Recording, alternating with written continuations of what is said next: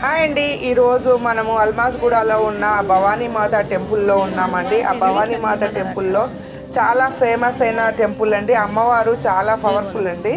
ఆ అమ్మవారి దగ్గర మనం ఏ కోరిక కోరుకున్నా చాలా తొందరగా నెరవేరుతుందండి ఈ అమ్మవారి టెంపుల్లో. కాబట్టి మనము చేయాల్సిందల్లా మొక్కినప్పుడు మన కోరికలు కోరుకున్నప్పుడు మనం తాంబూలం ఇచ్చుకుంటూ రావాలండి. అందరికీ తాంబూలం ఇవ్వాలి. అమ్మవాళ్ళకి తాంబూలం 5గురు ఉంటారు అక్కడ. 5గురు అమ్మవాళ్ళకి ఇచ్చిన తర్వాత మనం మిగతా ముత్తైదులందరికీ తాంబూలాలు ఇవ్వాలండి.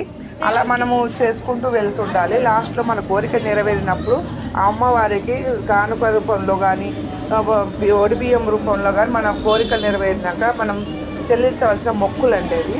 మనం కోరిక ప్రకారం అయిన తర్వాత ఇవి కంపల్సరీ చెయ్యాలండి. ఈ అమ్మవారి టెంపుల్లో మన కోరిక నెరవేరే వరకు పసుపొట్లు ఇచ్చుకుంటూ వెళ్ళాలండి. ఈ తాంబూలం ఇవ్వడమే ఇక్కడ మెయిన్గా అండి.